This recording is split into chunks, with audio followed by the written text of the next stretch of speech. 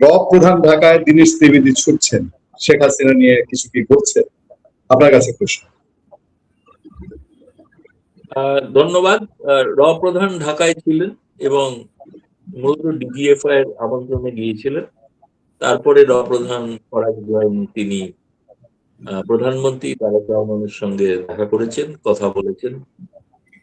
এবং সাধারণত আমার প্রধান তিনি আমার মনে হয় বহুকাল বাদে ঢাকা গেলেন, মানে অতি সাম্প্রতিক সময়ের মধ্যে দেখিনি মানে র চিফকে যেতে।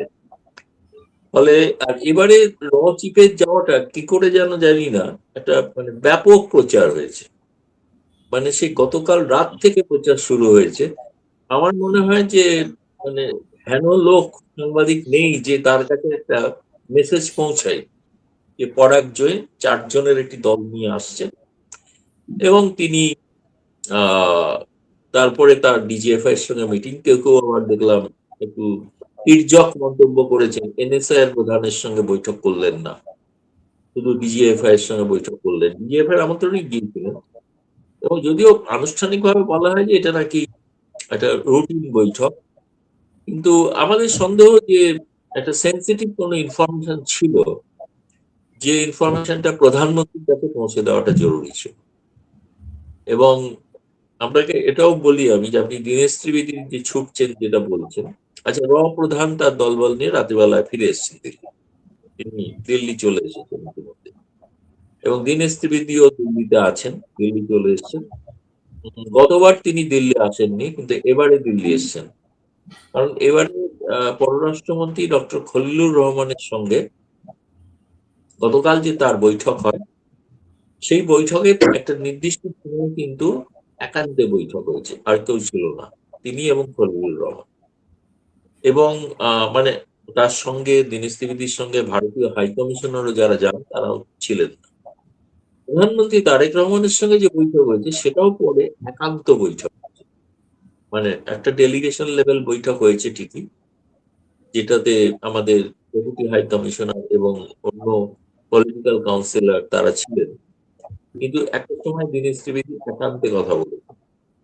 এখন একান্ত কথা বলাটা দুজন মানুষের মধ্যে, তার থেকে খবর বেরিয়ে আসা বলতে আমি যেটুকু আপনারা সকলেই দেখেছেন, যে সমস্ত সাংবাদিকদের কাছে দীনেশ ত্রিবেদী বলেছেন এবং দীনেশ ত্রিবেদীকে যে তার যে তিনি বেরিয়ে এসে কথা বলেছেন, তার থেকে আমি অন্তত বুঝিনি যে শেখ হাসিনা নিয়ে কিছু বকছে কিনা। কারণ তিনি শেখ হাসিনা প্রসঙ্গে কোনো কথাই বলেন। একজন সাংবাদিক প্রশ্ন করেছিলেন, তাহলে কি ব্রিক্স সম্মেলনে কি তারেক রহমান যাচ্ছেন? তার জবাবে তিনি খুব দ্রুত চলে যাওয়ার সময় হয়তো বিমান ধরবেন বলে তাড়াতাড়ি যাচ্ছিলেন, তিনি খালি বলেছেন সবটাই ভীষণ পজিটিভ। মানে ব্রিক্সের সম্মেলনে তারেক রহমান যাবেন কিনা তার জবাবে দীনেশ ত্রিবেদী সেই জবাব না দিয়ে বলেছেন অত্যন্ত পজিটিভ ঘটনা ঘটছে। এটা গেল এক। আর দ্বিতীয়ত আপনাদের পররাষ্ট্রমন্ত্রী যা ব্যাখ্যা করেছেন, যেটা বাংলাদেশের নানা ধরনের বিভ্রান্তি হয়েছিল, তার অনেকটা তিনি ক্লিয়ার করেছেন। যেটা হচ্ছে যে ওই ব্রিক্স সম্মেলনে আমন্ত্রণটা কেন প্রধানমন্ত্রীকে করা হয়নি, কেন ব্রিক্সের বিমস্টেকের সভাপতিকে করা হয়েছে, এগুলো হাস্যকর যুক্তি ছিল। যদি কারণ ব্রিক্সের সভাপতি বিমস্টেকের সভাপতিকে আমন্ত্রণ করছেন, সেটা দুজনেই প্রধানমন্ত্রী। আর যেটাও খলিলুর রহমান ব্যাখ্যা করে বলে দিয়েছেন, প্রধানমন্ত্রী নরেন্দ্র মোদীর আমন্ত্রণ তারেক রহমানকে, সেটাও তো আমন্ত্রণটাও রয়েছে, সেটাও তো আমরা এখনো ডিসাইড করিনি, কোনোটাই ডিসাইড হয়নি। কিন্তু এখন দীনেশ ত্রিবেদী ছুটে এলেন, এই যে এত একান্তে কথা হয়েছে অনেকের সাথেই, সেগুলোর একটা নির্যাস তিনি দিল্লিতে পররাষ্ট্র মন্ত্রণালয় বা প্রধানমন্ত্রী নরেন্দ্র মোদীর সঙ্গে কথা বলে একটা কোনো সিদ্ধান্ত নেওয়ার প্রয়োজন আছে, যে সিদ্ধান্তটা একমাত্র প্রধানমন্ত্রী নিতে পারে। এখন সেইটার ক্ষেত্রে এখন বাংলাদেশের তরফ থেকে কতগুলো জিনিস সাংবাদিকদের বলে দেওয়া হয়েছে, রুটিন কিছু কথা। ওই শেখ হাসিনার প্রত্যর্পণ, প্রত্যর্পণ বলতে গিয়ে অবশ্য প্রথমে প্রত্যাবর্তন বলে ফেলেছিল, তারপরে আবার কারেক্ট করে প্রত্যর্পণ বলেছেন। তারপরে খুব সচেতন ভাবেই প্রত্যর্পণ শব্দটা হাদি হত্যাকারীদের ব্যাপারেও ব্যবহার করেছেন। তো এখন এই প্রত্যাবর্তনের ব্যাপারটা আছে আর কি, আলোচনায় আছে, নেই যে তা না। এবং আমি তো জানি যে শেখ হাসিনার পক্ষ থেকে তারা আর কি যেটা মনে করেন যে, শেখ হাসিনার পক্ষ থেকে আমি বলছি শেখ হাসিনাই মনে করেন যে তার ওখানে কোনো প্রশ্নই ওঠে না কোনো, তার জীবন হানির কোনো সম্ভাবনা, যদি না কোনো সন্ত্রাসবাদী গোষ্ঠী কোনো হানা দেয়। তারেক রহমান সরকার তার বিরুদ্ধে যেগুলো ওখানে বলা হচ্ছে সেগুলো কোনোটাই হবে না, মানে অর্থাৎ ফাঁসি টাসি ইত্যাদি ওগুলো কিছুই না। তো তারা বলছেন যে আমাদের একটা বিচার বিভাগীয় ব্যবস্থা আছে, তার এখানে আইসিটিটা যেটা ইউনূসের সময়ের যে আইসিটি সেটাকে তার মানে কার্যত বর্তমান তারেক রহমান সরকারও মান্যতা দিচ্ছে। আইসিটি তো ভারত স্বীকার করে না, ভারত তো আইসিটি শূন্য থাকবে। সুতরাং তাছাড়া যে রায়টা হয়েছে সে রায়টার কথা সবাই জানে যে ফাঁসি হয়েছে, কিন্তু রায়টা কি, কিন্তু মামুন সাহেব এখানে তো রয়েছেন, আপনি কি রায়টা পড়ে দেখেছেন, পেয়েছেন রায়টা? রায় আছে, আপনি হ্যাঁ রায় দেখেছি আমি, গতানুগতিক রায়। এখন তো রায়টা জাতিসংঘ সাক্ষীদের নামই দিচ্ছে না। এখন প্রশ্ন হচ্ছে যে রায়টা অসম্পূর্ণ, তো কি আমাদের দেশে কি হয় সুপ্রিম কোর্টে বা আমাদের বাংলাদেশেও তাই, একটা রায় হওয়ার পর সেটাকে ওয়েবসাইটে আপলোড করা হয়, অথবা যারা পক্ষ বাদী বিবাদী দুপক্ষই তার একটা সার্টিফাইড কপিও পেতে পারে। এক্ষেত্রে কেউ তো রায়টা দেখেনি, কিসের ভিত্তিতে ফাঁসি হলো, ফাঁসি তো হয়েছে সবাই জানতে পারছে, কিসের ভিত্তিতে হলো সেটাই তো কেউ জানে না। ভারত সরকার তো আর বহুদূর, কিন্তু জানি না কিছু, বাংলাদেশের লোকেরাই জানে না, তো ভারত সরকার জানবে কি করে, অথচ সেইটাকে ভিত্তি করে বলে যাচ্ছে ওটা একটা ডোমেস্টিক কনস্টিটিউন্সি কে স্যাটিসফাই করার জন্য, এটা নয়। আসলে আপনি যেটা বলছেন যে সত্যি সত্যি দিদির সঙ্গে আমার কোনো কথা হয়নি, ফলে গতবার যেমন আমার কথা হয়েছিল তখন উনি বলেছিলেন উনি কলকাতায়, এখন এবারে হয়তো দিল্লিতে এসছেন, আমি চেষ্টা করেছিলাম ফোনে কিন্তু পাইনি তাকে ফোনে। আজকে মনে হচ্ছে খুবই সেন্সিটিভ বিষয়ে কথাবার্তা হয়েছে, আর বাংলাদেশে কোনো একটা খুবই বড় ধরনের কোনো অঘটন ঘটার কোনো সংবাদ আমাদের গোয়েন্দাদের কাছে এসছে, এবং সেই বিষয়টা সম্পর্কে হয়তো প্রধানমন্ত্রীকে সতর্ক করতে এসেছিলেন, সরাসরি তারেক রহমানকেই সতর্ক করতে এসেছিলেন। কারণ অতীতেও আমাদের রয়ের প্রধানরা যখনই বাংলাদেশে যান তারা গিয়ে সেই বঙ্গবন্ধুর সময় তারা সতর্ক করেছিলেন, কিন্তু সেই সতর্কতা বঙ্গবন্ধু শোনেন। পরবর্তীকালে শেখ হাসিনা অনেক সতর্কবার্তা শুনেছিলেন, আনফরচুনেটলি শেষ দিকটাতে আর হয়নি। কিন্তু তারেক রহমানকে আমার ধারণা এরকম কোনো সতর্কবার্তা, সেটা তারেক রহমানের ক্ষেত্রে ব্যক্তিগত নাও হতে পারে, অন্য অনেক কিছু হতে পারে, কিন্তু বাংলাদেশে যে অবাধ জঙ্গিদের যে ঘোরাফেরা ইত্যাদি দেখা যাচ্ছে সেটা নিয়ে যথেষ্ট মানে ভারতের থেকেও ভারত মনে করছে বাংলাদেশই বিপন্ন হতে পারে, সেটা একটা বড় প্রমাণ, বড় কারণ প্রধানের ভিজিটের আর কি আমার মনে হয়। আমি এখনো আশা করছি যে তারেক রহমান হয়তো সফল করবেন, ব্রিক্স এর সম্মেলনে থাকার জন্য তিনি হয়তো আউটরিচ বলে যেটাকে ডাকা হয়েছে তাতে আসতে পারে। কারণ একটা জিনিস যাই না আগে বলেছি কিনা এটা বারবার বলা দরকার, সেটা হচ্ছে যে তারেক রহমান বিমস্টেকের সভাপতি, কিন্তু তার ভেতরে আরো 6টি দেশ আছে, তাদের কি মতামত তিনি জানেন বা নিয়েছেন, যে এবং তাতে ভারতও আছে, মানে বিমস্টেকের যে সভাপতি তিনি ভারতেরও সভাপতি। এখন সেই সভাপতি তিনি যদি ব্রিক্সের সভাপতির আমন্ত্রণ জানিয়েছেন, সেখানে যদি না যান, এটা আমার মনে হয় ব্রিক্সকে একটা উপেক্ষা করা হবে, অবজ্ঞা করা হবে, ভবিষ্যতে বাংলাদেশের জন্য সেটার জন্য পশ্চাতে হতে পারে। ফলে আমার মনে হয় এটা বাংলাদেশের এস্টাবলিশমেন্টের মধ্যে আমি শুনেছি দুরকম মতামত আছে, একদল চান যে তিনি যান, আর একদল চান যে না, এই হাসিনার অজুহাতটা বড় অজুহাত কিনা আমি জানি না, হয়তো আমেরিকাদের কোনো চাপ আছে কিনা সেটাও জানি না, কারণ আমেরিকা তো ব্রিক্সকে পছন্দ করে না। ফলে ব্রিক্স, ভারত আমেরিকার সঙ্গে সম্পর্ক রেখেও ব্রিক্স এর মতো শিখর সম্মেলন ভারতেই অনুষ্ঠান তৈরি করবে। তো সেই অবস্থাটা তারেক রহমান কতটা সাড়া দেবেন এটা তাদের উপরই নির্ভর করছে, কিন্তু দীনেশ ত্রিবেদীর কথায় মনে হয়েছে যে খুবই তিনি আশাবাদী। পূর্ণিয়া সাহেব অন্য প্রশ্ন থাকবে?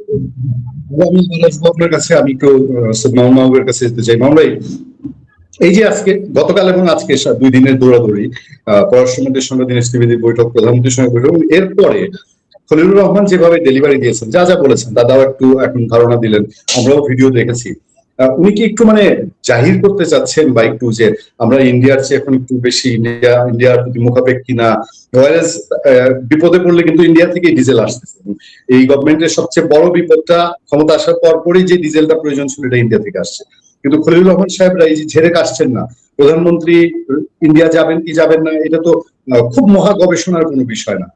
কেন ওনার খলিলুর রহমান সাহেব বারবারই এরকম একটা সৌজন্য সাক্ষাৎ শেষে বলছেন যে আমরা এই 5টি দাবি তুলেছি, যে শেখ হাসিনা প্রত্যাবর্তন, আওয়ামী লীগের নেতাদের মিটিং করতে দেওয়া যাবে না, আর বর্ডার কিলিং বন্ধ করতে হবে, তারপরে হাদি হত্যাকারীকে ফেরত দিতে হবে, মানে এইরকম একটা সৌজন্য সাক্ষাতে এইসব ইস্যু কেন, এবং পররাষ্ট্রমন্ত্রীর যে ডেলিভারি, এইটার গুরুত্ব আপনি কিভাবে দেখছেন? কোনটা? পররাষ্ট্রমন্ত্রী পররাষ্ট্রমন্ত্রীর যে ডেলিভারি, উনি যা যা বলছেন, হ্যাঁ, সেই বিষয়গুলো কিভাবে দেখেন? আমার জানার যা তথ্য, আমার যা জানা আছে, ভারতবর্ষ বাংলাদেশেই প্রথম কোন ভদ্রলোককে ভারতের হাই কমিশনার করেছে টু দা বাংলাদেশ, একজন মন্ত্রী মর্যাদার এবং ক্যারিয়ার ডিপ্লোম্যাট নন, অত্যন্ত পায়ের চুল থেকে মাথার মানে মাথার নখ, পায়ের নখ থেকে মাথার চুল পর্যন্ত একজন রাজনৈতিক ব্যক্তিত্ব। একসময় তৃণমূল কংগ্রেসের খুবই গুরুত্বপূর্ণ ব্যক্তি ছিলেন, মমতা ব্যানার্জির খুবই ঘনিষ্ঠ ছিলেন। মমতা যখন 2009-এ সোনিয়া গান্ধীদের নেতৃত্বে ইউনাইটেড প্রোগ্রেসিভ অ্যালায়েন্সে মন্ত্রিসভায় জয়েন করলো, তখন দীনেশ ত্রিবেদী রেল মন্ত্রী হয়েছিল মমতার জায়গায়। তো সে যাই হোক রাজনৈতিক নানা কারণে বর্তমানে বিজেপিতে জয়েন করেছে, ভারতের ক্ষমতাসীন দল। এবং ভারত যে বাংলাদেশের সঙ্গে সম্পর্কে অত্যন্ত গুরুত্ব দেয় প্রতিবেশী বন্ধু রাষ্ট্র হিসাবে, প্লাস আমাদের মহান মুক্তিযুদ্ধের অন্যতম শরিক, আমি বলি সহায়তা না, মুক্তিযুদ্ধের আমাদের অন্যতম শরিক, কারণ ভারতের অসংখ্য সৈন্যর রক্ত ঝরেছে আমার এই মাতৃভূমি স্বাধীন করার জন্য। এবং যৌথ বাহিনী, ঠিক যেরকম দ্বিতীয় বিশ্বযুদ্ধে যৌথ বাহিনী বা মিত্র বাহিনী ছিল, সেরকম আমাদের এখানেও মিত্র বাহিনীর কাছে পাকিস্তানি হানাদার বাহিনীরা, যারা গর্ব করতো কোনোদিন হারে না, এবং তাদের এদেশীয় দোসর তদানীন্তন জামাত, ইসলামী ছাত্র সংঘ, রাজাকার আল বদররাও আত্মসমর্পণ করেছিল, পরাজিত হয়েছিল, দলিলে আছে আত্মসমর্পণের দলিলে। তো যাই হোক, তো সেই ভারত গুরুত্ব দিয়েছে, আমরা এই জন্য ভারতের প্রতি কৃতজ্ঞ। এখন আপনি যেটা বলছেন যে দীনেশ ত্রিবেদী সাহেব দিল্লি গেছেন, যেতেই পারেন, উনি এত বড় একটা গুরুত্বপূর্ণ দেশের, আমাদের মতো বাংলাদেশের একটা ভূ রাজনীতিতে গুরুত্ব আছে, বিশেষ করে প্রতিবেশী দুই দেশের মধ্যে, কাজে উনি যেতেই পারেন। আর আপনি আমাদের পররাষ্ট্রমন্ত্রী ডক্টর খলিলুর রহমান ইউনূস সাহেবেরও, যিনি নিরাপত্তা উপদেষ্টা ছিল, এবং বাংলাদেশে আজ অবধি একবারও নিরাপত্তা উপদেষ্টা হয়নি, গৌতম দা নিশ্চয়ই জানা আছে, ওই একবারই নিরাপত্তা উপদেষ্টা হয়েছে, তারেক জিয়া ওইটাকে আর পদ রাখেনি, কিন্তু তাকে পররাষ্ট্রমন্ত্রী করেছে। এটাই হচ্ছে রাজনীতির প্যারাডক্সিক্যাল। এবং খলিলুর রহমান সাহেব কিন্তু প্যাথোলজিক্যাল, মানে কোনো টেকনিক্যাল কারণ না, প্যাথোলজিক্যাল আওয়ামী লীগ বিরোধী বা শেখ হাসিনা বিরোধী। 2001 সালে যখন লতিফুর রহমান আমাদেরই সুপ্রিম কোর্টের, বাংলাদেশ সুপ্রিম কোর্টের প্রধান বিচারপতি ছিলেন, কিন্তু আমি তাকে নিন্দা জানাই, উনি প্রথম বাংলাদেশের কেয়ারটেকার ব্যবস্থাকে পলিউট করেছিল, মানুষের মধ্যে সন্দেহ সৃষ্টি করেছিল। তার আগে রাষ্ট্রপতি শাহাবুদ্দিনের অস্থায়ী সরকার এবং বিচারপতি হাবিবুর রহমান শেলী সাহেবের কেয়ারটেকার সরকার, দুই সরকারই মানুষের আস্থা রেখেছিল। কিন্তু লতিফুর রহমান, যেখানে সৈয়দ ইশতিয়াক আহমেদ ছিল, তারা একটা মিশন নিয়ে নেমেছিল যে বিএনপি জামাতকে ক্ষমতায় দেবে, আওয়ামী লীগকে হারাবে। তো যাই হোক, তো সেখান থেকেই একটা খলিলুর রহমান কিন্তু তখন ওই লতিফুর রহমানের এপিএস ছিল, পলিটিক্যাল এপিএস। তারপরে উনি আওয়ামী লীগ ক্ষমতায় আসার আগে এক দেবতে দেশ ছেড়ে চলে গেছিল, চাকরিও নেই, রজার খলিল হয়েছে, কি নাম হয়েছে তাও আমি জানি না। এখন প্রশ্নটা হচ্ছে, এইটা তো গৌতম দা যথার্থই বলেছেন অভিজ্ঞ সাংবাদিক হিসেবে, এগুলো যে কথা, এগুলো আপনার ডোমেস্টিক কনস্টিটিউয়েন্সিকে অ্যাড্রেস করা। ধরেন যদি কথার কথা, আমি অনুমান করছি, সবই অনুমান, এখন একান্ত বৈঠকে দীনেশ ত্রিবেদী আর আমাদের সম্মানিত প্রধানমন্ত্রী কি বৈঠক হয়েছে তো আমরা প্রিজিউম করতে পারবো না, ওয়াইল্ড গেস করতে পারি। কিন্তু যদি আলোচনাও হয়, কথার কথা, শেখ হাসিনা ফিরলে কি হবে, আওয়ামী লীগের নিষেধাজ্ঞা কি হবে, তা এখনই কি খলিলুর রহমান বা বাংলাদেশের গভর্নমেন্ট এটা বলবে? এটা বলবে না, এবং এটা বলার অপেক্ষাও রাখে না। আমি ওইটাকেই গুরুত্ব দিতে চাই না। তবে খলিলুর রহমান দেখলাম কোন একটা পত্রিকায়, উনি বলেছেন যে শেখ হাসিনা প্রেস কনফারেন্স করে বিচার বিভাগকে বৃদ্ধাঙ্গুলি দেখিয়েছে। আমি খলিলুর রহমানকে একটা প্রশ্ন করতে চাই, পররাষ্ট্রমন্ত্রী সাহেবকে, শেখ হাসিনা বাংলাদেশের একটা আদালতের রাইট অর রং ফাঁসির দণ্ডপ্রাপ্ত আসামি। বর্তমান সম্মানিত প্রধানমন্ত্রী তারেক জিয়াও বাংলাদেশেরই একটা আদালত থেকে যাবজ্জীবন দণ্ডপ্রাপ্ত আসামি ছিল, অন্যান্য অনেক রায়ের মতো। এবং আমাদের হাইকোর্ট, যুগে যুগে তো আমাদের সুপ্রিম কোর্ট, আপিল বিভাগ, হাইকোর্ট সরকারের সুরে সুরে কথা বলে। এবারও যেরকম এই আন্তর্জাতিক ট্রাইব্যুনাল শেখ হাসিনা নিউজ ছাপাবে না বলে একটা অর্ডার ছিল, সেটা তো ট্রাইব্যুনালের। আর আমাদের হাইকোর্ট থেকে দুইবার রিট করে তারেক জিয়ার নিউজ যেন কেউ না ছাপায় সেই জন্য নিষেধাজ্ঞা ছিল। তাতে কি তারেক জিয়া থেমেছিলেন? আপনাকে বুঝতে হবে তারেক জিয়া, বেগম খালেদা জিয়া প্রয়াত এবং শেখ হাসিনা, এরা অবশ্যই সবাই মানুষ, কিন্তু এরা একটা রাজনৈতিক দলের প্রধান যে যার মতো, এবং দুটোই বড় রাজনৈতিক দল। বিশেষ করে আওয়ামী লীগ বিএনপির চেয়ে বড় বই ছোট নয়। তো তার দলের সভানেত্রী তার বিদেশি সাংবাদিক দেশি সাংবাদিকদের সঙ্গে কথা বলবে, এর সঙ্গে আদালতের বিধানগুলি দেখার কি আছে? আর আমি এই প্রসঙ্গে খলিলুর রহমান সাহেবকে স্মরণ করিয়ে দিতে চাই, আমি কোনো সমালোচনা করছি না, বর্তমান সম্মানিত প্রধানমন্ত্রীর মা, সাবেক প্রধানমন্ত্রী, আপনি এখন অনলাইনে ইউটিউবে সার্চ দিলে পাবেন, একজন শোকাতুর মা হিসাবে, একজন সন্তানের আহত হওয়ার ঘটনায় ব্যথাতুর মা হিসাবে 8 সালে বলেছিল আমার ছেলে আর রাজনীতি করবে না, ওকে বাঁচতে দিন, ওকে ট্রিটমেন্টে দিন। এবং জনাব তারেক জিয়া কিন্তু মুচলেখা দিয়ে যে আমি আর রাজনীতি করব না এই কথা বলি, ওই সময় জরুরি আইনের কাছ থেকে পারমিশন নিয়ে ট্রিটমেন্টে গিয়েছিল, উনি আর রাজনীতি করবে না। আমি এটা দোষ গুণ বলছি না, এটা হচ্ছে ইতিহাসের বর্ণনা করছি আমি, ফ্যাক্টস। আমাদের কোর্টে যেরকম বলি স্টেটমেন্ট অফ ফ্যাক্টস, এটা কৌশল হতেই পারে। তো তারপর তো তারেক জিয়া ওখানে গিয়ে আমরা আনন্দিত যে সুস্থ হয়েছেন উনি, কারণ ওনার উপর যে অত্যাচার হয়েছে অমানসিক, তো উনি সুস্থ হয়ে তো রাজনীতি নিয়মিত করেছে। আওয়ামী লীগ সরকারও তাকে ফেরত চেয়েছে বহুবার। আর শেখ হাসিনা তো কোনো জায়গায় মুসলেখাও দেয়নি, লিটারাল অর্থে পালিয়েও যায়নি। ওয়াকারুজ্জামানের নেতৃত্বে আর্ম ফোর্স তাকে তারেক জিয়াও যেরকম তার জীবনহানির আশঙ্কা থেকে ট্রিটমেন্টের জন্য গেছেন, শেখ হাসিনাও সেই সময় জঙ্গি মব এগুলো থেকে তার জীবন নিরাপত্তা করার জন্য আমাদের দেশের সেনাবাহিনী প্রধানমন্ত্রীর মর্যাদা দিয়ে আমাদের বন্ধু রাষ্ট্র ভারতে রেখে এসছে তার সিকিউরিটির জন্য। এবং ভারতের নানা দোষ ত্রুটি আছে, আমরাও আলোচনা করি, কেউই দোষ গুণের ঊর্ধ্বে না, কিন্তু ভারতের তো একটা আতিথেয়তার দীর্ঘ ঐতিহ্য আছে। দালাই লামাকেও তার আশ্রয় দিয়েছেন, আমাদের মহান মুক্তিযুদ্ধে 1 কোটি লোককে শরণার্থী রেখেছেন, আমাদের বাংলার প্রথম স্বাধীন সরকার।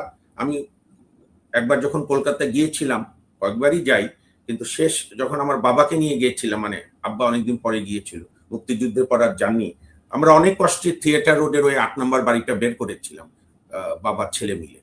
তো যাই হোক, তো সুতরাং শেখ হাসিনা কথা বলবে না কেন?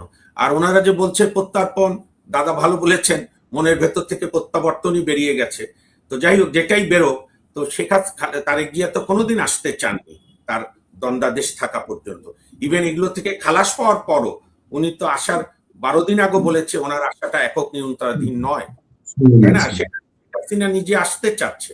তো এতে তো আমি বরং বিএনপির তো ভার কমে যাচ্ছে, ওনাকে ফিরিয়ে আনার ঝামেলা নেই, উনি নিজেই আসছে। আমি বরং এখানে একটা কথা বলি, আওয়ামী লীগ যে বড় রাজনৈতিক দল, তার নানা দোষ ত্রুটি সত্ত্বেও তার সমর্থক গোষ্ঠী বাংলাদেশের ভোটারদের 40%কে প্রতিনিধিত্ব করে। সব মিলে ইন্ডিয়া, আপনার ইউরোপের দেশ, আমেরিকার মিলে কত বড় জোর 50,000 বাইরে গেছে, বা 1 লাখই ধরলাম কথার কথা। তারপরে তো সিটিং এমপি 100 থেকে 110 জনের বেশি বোধহয় জেলে আছে, মন্ত্রীরা জেলে আছে। তো শেখ হাসিনা তো একজন রাজনৈতিক নেতা, একটি বড় দলের সর্বোচ্চ নেত্রী, এবং ওনার তো নেতা কর্মীদের ব্যাপারে ওনার ভালোবাসা, তো ওনার দলের মধ্যে কোনো বিতর্ক নাই, ওনার দল তো আরো ইউনাইটেড। তো ওনার মতো করে উনি আসবে, এসে আমি তো বরং মনে করি শেখ হাসিনা আসলে আমি যে প্রতিষ্ঠানে দিনের 12-13 ঘন্টা কাটাই, সেই সুপ্রিম কোর্টের আপিল বিভাগকে মহা পরীক্ষার সামনে দাঁড়াতে হবে পূর্ণিয়া ভাই। আমি ধরেন অন্য অ্যারেঞ্জমেন্ট কি এগুলোর মধ্যে আমি গেলাম না, আমার ওইটার চ্যাপ্টার না, কিন্তু উনি যদি শেখ হাসিনা আসার আগে ধরেন ওনার কোনো লয়ার নিয়োগ দিলেন, ওই লয়ার পরামর্শ দিল যে আপনি আসার আগে আপনি লেটার অফ অথরিটি দেন, আপনার পক্ষে এখানে অসংখ্য আওয়ামী লীগ আছে, তার দুঃসম্পর্কে আত্মীয় স্বজনরাও আছে, বা যে কেউ তার দলের কর্মী নেতাও। আমি এরকম অনেক রিড করেছি গত কয়েকদিন আগে, যে বিদেশ থেকে আসবো, আমাকে এয়ারপোর্টে নিরাপত্তা দিতে হবে, 5 দিন সময় দিতে হবে, আমি প্রস্তুতি নিয়ে আদালতে সারেন্ডার করব। ইভেন এই যে মহাবাটপার, যিনি বাংলাদেশকে মৌলবাদের রাষ্ট্রে পরিণত করার চেষ্টা করেছেন, ডক্টর মোহাম্মদ ইউনূস, যখন 22 সাল অথবা 23 সাল হবে 21-এ, যখন ওনার বিরুদ্ধে রায় হয়নি কিন্তু মামলা হয়েছে, উনি খুব ভয় পেয়ে গিয়েছিলেন যে শেখ হাসিনা সরকারের পুলিশ বাহিনী ওনাকে গ্রেপ্তার করতে পারে এয়ারপোর্ট থেকে। ওনার হয়ে ডক্টর কামাল হোসেনরা হাইকোর্টে রিট করেছিল, হাইকোর্ট আদেশ দিয়েছিল ইউনূস সাহেব এয়ারপোর্টে নামবে, কোনো বাধা বিঘ্ন ছাড়া উনি ওনার সময় অনুযায়ী আদালতে গিয়ে সারেন্ডার করবে। এরকম হতে পারে, শেখ হাসিনার আইনজীবী যারা থাকবে তারা বলতে পারে। আরেকটা উনি করতে পারে, ওইটা ছাড়াও এই যে আইসিটির যে রায়, এই পুরো রায়কে ধরেন আপিলের মেয়াদ নাই, সেটা আপিল বিভাগে ফাইট করতে পারে। আরেকটা উনি করতে পারে, এই হাইকোর্টে আইসিটি কোর্টের যে বিচার, সে বিচারকে উনি চ্যালেঞ্জ করতে পারে। কারণ যখন জুলাইয়ের ঘটনা ঘটে তখন এই সংক্রান্ত অপরাধের বিচার করার এখতিয়ার আইসিটি ছিল না। এটা আসিফ নজরুল ইউনূসরা চক্রান্ত করে অ্যামেন্ডমেন্ট করে তারপরে শেখ হাসিনার বিচার করেছে। তো আমাদের আইনে বলে, আমি সহজ করে বলি দর্শকদের বোঝার জন্য, যখন যে অপরাধ সংঘটিত হবে তখন যে আইন থাকবে ওই আইনে বিচার করতে হবে, পরে নতুন আইন বা অ্যামেন্ডমেন্ট করে বিচার করা যাবে না। এরকম lot of ramification, lot of venue Sheikh Hasina open করতেই পারেন, এবং বিচার বিভাগকে পরীক্ষা দিতে হবে যে কি সরকারের সুরে সুর মিলাবে, নাকি একজন নাগরিক হিসাবে শেখ হাসিনার যে সাংবিধানিক আইনগত অধিকার আছে সেগুলো তারা রক্ষা করবে। সুতরাং এই গোটা বিষয়টাই এখন বাংলাদেশের কতদিন শেখ হাসিনা না ফিরছে, শেখ হাসিনাকে ঘিরেই সব হবে। শেখ হাসিনা এখন রাজনীতির প্রধান বিষয়বস্তুতে আবারও পরিণত হয়েছে, বিএনপি চাক আর না চাক। জি মামুন, আমি আবার আসবো আপনার কাছে। আমি একজন দর্শকের একটা মন্তব্য একটু দাদাকে শোনাতে চাই, একটু তির্যক মন্তব্য। বাংলাদেশে আমি দেখলাম সোশ্যাল মিডিয়াতেও যারা একটু সরকারপন্থী অথবা এন্টি ইন্ডিয়ান, তারা বলতে স্বাচ্ছন্দ্য বোধ করছে যে দীনেশ টিভিদি অথবা ভারতকে আজকে বাংলাদেশ বা খলিলুর রহমান কোন কার্ড দেখাতে পারছেন, মানে কোন একটা পাল্টা কার্ড মেরেছেন। একটা দর্শকের একটু কটাক্ষ করা মন্তব্য, আজ ভারতকে কষে থাপ্পড় মারলেন তারেক রহমান, দীনেশকে বসালেন নিচু জায়গায়, যা আগে কখনো হয়নি, ভারতের অতিথির উত্তর দিবেন কি? আমি এই প্রশ্নটা কেন করলাম, কারণ আমি সোশ্যাল মিডিয়াতে বাংলাদেশে দেখছি যে বেশ কিছু উইং থেকে, প্রচার মাধ্যম থেকে বলা হচ্ছে যে আজকে আমরা জিতে গেলাম ভারতের সঙ্গে। দাদা এইটা জানতে চাই, আরেকটু জানতে চাই, দুটা দিয়ে আপনার কাছ থেকে বিদায় নিব। একটা হলো বাংলাদেশ সরকার যে দীনেশ ত্রিবেদীকে বলেছে যে আওয়ামী লীগের লোকজন ভারতে, দিল্লি, কলকাতায় রাজনৈতিক কর্মকাণ্ড করতে পারবে না। আপনার কি মনে হয় যে ভারত এতেও কোনো সায় দিবে? প্রথম কথা হচ্ছে যে প্রথম যে প্রশ্নটা করলেন আমি জানি না, মানে বলতে পারবো না যে, বরঞ্চ যে ধরনের আমি যে ভিডিওটা প্রধানমন্ত্রীর প্রেস উইং থেকে জারি করা হয়েছে তাতে দুজনের মধ্যে একটা অসম্ভব সৌহার্দ্যপূর্ণ সম্পর্ক দেখলাম, এবং দীনেশ ত্রিবেদী তার জন্য একটা বিশেষ উপহার নিয়ে দিয়েছিলেন। সেই উপহারটা তিনি দিলেন সম্ভবত একটা কোনো খুব দামি উচ্চমানের কোয়ালিটির শাল বলে মনে হয়। এবং দীনেশ ত্রিবেদী তিনি যে এতটাই যদি অপমানিত হয়ে থাকেন তাহলে বেরিয়ে এসে এরকম মন্তব্য করতেন না, যে অসম্ভব ইতিবাচক মন্তব্য হচ্ছে। আমার মনেই হয়নি যে আমি প্রথমবার তারেক রহমানের সঙ্গে দেখা করছি, এত অন্তরঙ্গতা, আত্মীয়তা বোধ ইত্যাদি ছিল হয়তো। বলে আমি জানি না, যে ভেবে আনন্দ পেতেই পারেন। এখন যে সবটাই তো হচ্ছে কথায় বলে না ফলেনো পরিচয়, এরপর কি তারপরে। এখন ভারতের সৌজন্য বোধটাকে যদি কেউ এখন মনে করেন ভারতের দুর্বলতা, তাহলে আমি বলবো আল্লাহ তাকে সুবুদ্ধি দিন, তাই না? আর কি বলবো বলুন, এছাড়া তো আর কিছু বলতে পারি না, কারণ আমি তো তার মতো পায়ে পা লাগিয়ে ঝগড়া করতে পারি না। দ্বিতীয়ত আপনি যে প্রশ্নটা করলেন, ভারত কোনোদিনই আওয়ামী লীগকে রাজনীতি করতে দেয় না। ভারত আওয়ামী লীগের কোনো দপ্তর নাই, কলকাতাতেও দপ্তর নাই, মানে তারা অন্য কোনো ভাবে কখনো কিছু স্টেটমেন্ট জারি করেন, সেটা কোথা থেকে জারি হয় কেউ জানে না, এক নম্বর। কিন্তু ঠিকানা দেওয়া থাকে ধানমন্ডি, মূল কেন্দ্রীয় কার্যালয়ের ঠিকানা দেওয়া, ঠিকানা কলকাতার দেওয়া। আমেরিকা বা যুক্তরাজ্যে যে আমেরিকার দপ্তর আছে সেখান থেকে তারা যে কর্মকাণ্ড। গৌতম দা আপনাকে আমি sorry for just 10 second interaction Purnia ভাই আপনার দর্শকদের জন্য। এই যে প্রায় দিনই বিভিন্ন জায়গায় মিছিল করছে ঢাকা সহ সারা 64টা জেলায়, তো এই মিছিল কি ভারতে করছে? এগুলো হচ্ছে আপনার মানে জাস্ট বলার জন্য বলা। সরি দাদা, বলেন। হ্যাঁ, ঠিকই বলেছেন আপনি। এবং আমার বক্তব্য হচ্ছে যে যখন ইউনুসও গেছেন নিউ ইয়র্কে কি যুক্তরাজ্যে, কিংবা পরবর্তীকালে ওই এনসিপির মন্ত্রীরা গিয়েছিলেন, তাদের প্রতি তো সেখানে আওয়ামী লীগ প্রকাশ্যে ডিম ছুড়েছিল, তাই না? তো তারা কি আমেরিকা বা যুক্তরাজ্যকে কোনো প্রতিবাদ জানিয়েছিলেন? নাকি তাদের ওখানে প্রতিবাদ জানানো যায় না, তাই না? ভারতে কিরকম কোনো তো ঘটনাই ঘটে। ভারতে আপনি যেটা দেখতে পাচ্ছেন যে শেখ হাসিনা বা কিছু নেতা তারা কোনো অজ্ঞাত স্থান থেকে কিছু ইউটিউব চ্যানেলে হয়তো বক্তব্য রাখছেন, ভাষণ দিচ্ছেন, যাই বলুন আর। কিন্তু সেটা তো মানে প্রমাণ সাপেক্ষ যে সেটা কলকাতা থেকে দিচ্ছেন নাকি লন্ডন থেকে দিচ্ছেন, মানে বলা তো মুশকিল। তারা যে কলকাতায় আছেন এমন তো ঘোষণা করেন, এক আধজন ঘোষণা করেছেন কলকাতায় আছেন। কিন্তু তাদের তো কোনো দপ্তর খুলে রাজনীতি কোটা বলতে যা বোঝায় সেটা তো কখনো অ্যালাউ করেনি। কলকাতার রাস্তায় কোনো প্রতিবাদ মিছিলও তারা করে, তাই না? সুতরাং রাজনীতি করছেন বলতে তিনি একটা সাংবাদিক বৈঠক করেছেন, সেটাকে আপনি বলছেন সাংবাদিক বৈঠকে কি? সাংবাদিক বৈঠকে তিনি যে কথা গণমাধ্যমের ইন্টারভিউতে বলেছেন সেটার পুনরুক্তি করেছেন। দুই, সেটা হচ্ছে তিনি কিন্তু কথা বলেননি যে তিনি গিয়ে তারেক রহমান সরকারকে উৎখাতের জন্য ফিরছেন। তিনি বলেছেন আমি নিপীড়িত মানুষের পাশে দাঁড়ানো আমার কর্তব্য বলে আমি যাচ্ছি। আর তিন হচ্ছে আমি একটা রিকনসিলিয়েশন চাইছি, সংঘাত চাইছি না, এটাও তো বলেছেন। এরপরে বলবেন রাজনীতিটা কোথায়? আমি তো জানি না। এখন বাংলাদেশে এখন খলিলুর রহমান আমার মনে হয় সব থেকে বেশি ভালো, হয়তো যদি পররাষ্ট্র বিষয়ে তিনি অভিজ্ঞ হন, তিনি তো বন্দি মুক্তি বা বন্দি প্রত্যর্পণ চুক্তি তো ভালো করে পড়ে দেখেছেন। তাতে 11 নম্বর ধারাটা পড়লে তো সবাই জেনে যাবে যে না কেন শেখ হাসিনাকে ভারত ফেরত দেবে না। সুতরাং ওটা বলার জন্য বলছেন, মানে আপনার নিজের ডোমেস্টিক, মানে আপনি ওখানে উগ্রপন্থী, চরমপন্থী এবং জামায়াতের চাপে আছে। আমি তো শুনেছি যে, আমি জানি না, আপনি হয়তো কনফার্ম করতে পারবেন কোন ভাষায়, যে বিটিভির যাকে দায়িত্ব দেওয়া হয়েছে তিনি নাকি জামায়াত ইসলামী। শিল্প বা চলচ্চিত্র শিল্প সংগঠনের যাকে নাকি দায়িত্ব দেওয়া হয়েছে সেও নাকি জামায়াতের শিবিরের লোক। তো শিবিরের লোককে তারেক রহমান সরকার অ্যাপয়েন্টমেন্ট দিচ্ছে, তার মানে কতটা চাপে আছেন ভাবুন। ফলে তাদের তো এই কথাগুলো বলতেই হবে। তাদের ধারণা হচ্ছে যদি চাপে না থাকি তাহলে এরা আবার রাস্তায় নেমে আমাদের উৎখাত করে দেয়। কিন্তু সেটা পারবে কি পারবে না সেটা তো পরের কথা, কিন্তু সেখানে কিন্তু তাদের রক্ষা কবচ হবে আওয়ামী লীগ, প্রয়োজনে রক্ষা কবচ হবে ভারতের যে কারণে গিয়েছিল।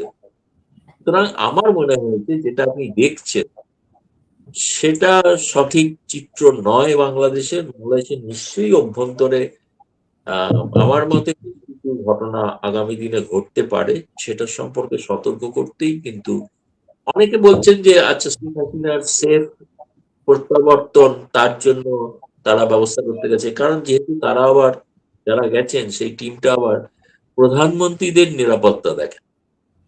SPG, special protection group, special protection group ভারতে একমাত্র প্রধানমন্ত্রীর জন্য নিরাপত্তা। তাহলে তারা যখন যাচ্ছেন হয় তারেক রহমানকে তারা সেই আশ্বাস দিচ্ছেন যে আপনাকে প্রধানমন্ত্রী সুলভ নিরাপত্তা ব্যবস্থা থাকবে, যেটা ভারতে এটা একমাত্র পান নরেন্দ্র মোদী, তার জন্য একটা স্পেশাল ফোর্স। মানে আগে আমাদের নিয়ম ছিল যে সাবেক প্রধানমন্ত্রীরাও পেতেন এদের নিরাপত্তা। সেইটা মোদী সরকার আসার পর সেই আইনটাকে পরিবর্তন করে এখন করা হয়েছে কেবলমাত্র সিটিং প্রাইম মিনিস্টারের জন্য। বাকি যারা প্রধানমন্ত্রী বা তার পরিবারের লোক তারা আর এই নিরাপত্তাটা পাবেন না। তাদের জন্য বিশেষ একটা কমান্ডো বাহিনী তৈরি করা আছে, তারা সিআরপিএফ, এসপিজি মতো নয়। এসপিজিটা খুবই উন্নত, দক্ষ, আধুনিক শিক্ষায় শিক্ষিত, আধুনিক রকম টেকনিকে শিক্ষিত একটা দল আছে, সশস্ত্র দল। তো তাদের জন্য ওখানে যাওয়াটা, সেই জন্য আমারও প্রথমে একটু খটকা লেগেছিল যে এসপিজি, কারণ এই পড়ার জন্য আবার এসপিজিও দেখেন। এবং তার সঙ্গে আরেকজনও গিয়েছেন সেকেন্ড ম্যান, যিনি তিনি এসপিজি, দ্বিতীয় জন এসপিজি, তৃতীয় জন একজন বাঙালি শৈবাল, তিনি রয়ের অফিসার, তিনি বাংলাদেশ ডেস্কের দায়িত্বে আছেন, বাংলাদেশ ডেস্ক দেখেন। চতুর্থ জন তাই আর কি। ফলে এখন যেটা মনে হয়েছে আমার, ওই যে ওদের যাওয়াটা ফলে অনেকটাই, সেটা আমি আগ বাড়িয়ে কোনো জল্পনা বা কোনো স্পেকুলেশন এরকম কিছু করতে চাইছি না, কারণ সত্যি সত্যি আমার কাছে হার্ড নিউজ বলতে যদি বলেন তাহলে সেটা নেই। হার্ড নিউজ যেটা আছে যে এরা গেছেন সেটা সবাই দেখেছেন এই পর্যন্ত। এখন তার ফলে নানা রকম জল্পনা চলছে। ধরুন আমি দেখেছি আওয়ামী লীগ পন্থীরা মনে করছেন যে শেখ হাসিনার ফিরে যাওয়ার বিপরে নিরাপত্তা ব্যবস্থা তৈরি করতে গেছেন, সেটার আমার কোনো কনফার্মেশন নেই, নিশ্চয়তা নেই। আবার কেউ উল্টো কথাও বলছেন যে তারা হয়তো অন্য কিছু বলতে গিয়েছেন। মানে আমি বলছি যে কি আলোচনা, গোয়েন্দা লেভেলের তথ্যকে প্রকাশ্যে আলোচনা করাটা খুব সমস্যা আছে, খুবই মুশকিল। অনেক সময় ওই জানতে পারলেও বলা যায় না, সেটা অফিসিয়াল সিক্রেটস এর মধ্যে পড়ে। ফলে আগামী দিনটা খুব ইন্টারেস্টিং, দেখা যাক এর মধ্যে দীনেশ ত্রিবেদী আরো নতুন কিছু আলোকপাত করবেন। আর একটা হচ্ছে আগামীকাল আমাদের পররাষ্ট্র মন্ত্রণালয়ের সাপ্তাহিক ব্রিফিং হওয়ার সম্ভাবনা আছে। ব্রিফিং এ তো এই জাতীয় সব প্রশ্নই উঠবে, ফলে তখন হয়তো একটা ভারত সরকারের মতামতটা জানা যাবে, যেটা অথেন্টিক হবে। পূর্ণিয়া স্যার, আজকে যদি দাদা একটু আমি আসছি আপনার ছোট্ট করে আমার আগ্রহ থেকে একটা জিনিস বলতে চাই। শেখ হাসিনা যে আসার কথা বলছেন এবং আওয়ামী লীগ নেতারাও আসার কথা বলছেন, আপনি কি ওপারে কোনো প্রস্তুতিমূলক কিছু দেখছেন, যে কোনো ধরনের কোনো প্রস্তুতি চলছে, সেরকম কিছু কি দেখতে পাচ্ছেন? না, আমি আওয়ামী লীগ নেতা কর্মীদের থেকে খবর পাই, তারা অনেক সময় জানায় যে তারা প্রস্তুতি নিচ্ছেন, মানে যাতে একটা বিশাল সংখ্যক মানুষ জমায়েত হয় তার প্রস্তুতি তারা নিচ্ছেন এখন থেকে। এখন এরপরে কাল থেকেই আবার তারেক রহমান সাহেব নেমে তাদের গ্রেফতার করা শুরু করবেন কিনা আমি জানি না, কিন্তু সেটাও আমি প্রস্তুতি দিল্লিতে কিছু সেরকম দেখছি না। দিল্লিতে হ্যাঁ, প্রাক্তন স্বরাষ্ট্রমন্ত্রী তিনি এসেছিলেন, কারা কারা কোন কোন নেতা যেতে পারেন সব দেশে। আমার মনে হয়েছে কি জানেন, আমার যেটা মনে হয়েছে সেটা হচ্ছে যে শেখ হাসিনা এই ঘোষণাটা দিয়ে তারেক রহমান সরকারকে একটা সুযোগ দিচ্ছেন যে আলোচনার টেবিলে বসার। সেটা যদি উপেক্ষা করে তাহলে কিন্তু শেখ হাসিনা যাবেনি, তিনি তো সিদ্ধান্ত নেবেন। ভারত সরকারের তো কিছু করার নেই, যেভাবে ভারতে তিনি এসেছিলেন সেটা আলাপ আলোচনার মাধ্যমে, ফলে আবার আলাপ আলোচনার মাধ্যমেই তিনি ফিরবেন। এটা নিশ্চিত আপনাকে বলতে পারি। তিনি কারাবন্দী হয়তো হতে পারেন, জেলবন্দী ছিলেন, তার জন্য তিনি পরোয়া করছেন না, কিন্তু তার মানে জঙ্গিরা ছাড়া সরকারিভাবে রাষ্ট্র তাকে হত্যা করবে, এটা আমার মনে হয় সেটা সম্ভব নয়। আর কারণ এটা গোটা দুনিয়াতে প্রশ্ন উঠে যাবে, সেটা সম্ভবই না। এত বড় দেশের মানে এত বড় একজন নেত্রী, যিনি এতদিনের প্রধানমন্ত্রী এবং প্রথম মহিলা প্রধানমন্ত্রী যিনি এত দীর্ঘকাল থেকেছেন ক্ষমতায়, তার ভুল ভ্রান্তি সেটা সেকেন্ডারি, সেটা অন্য বিষয়।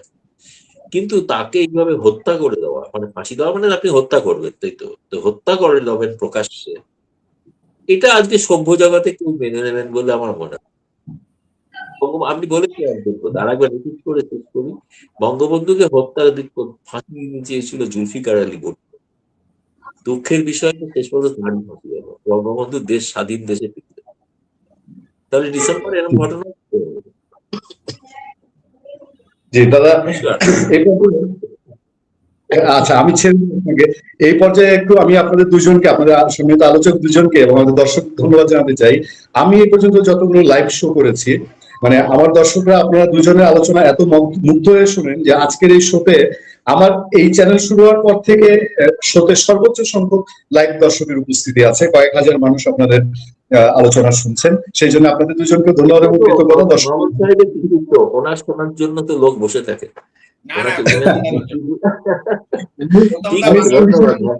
আমাদের এখানেও নৈশভোজ করবেন।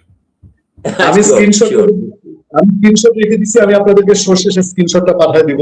মামুন ভাই, একটা ছোট্ট বিষয় দিয়ে আজকে আলোচনা শেষ করবো, এটা হলো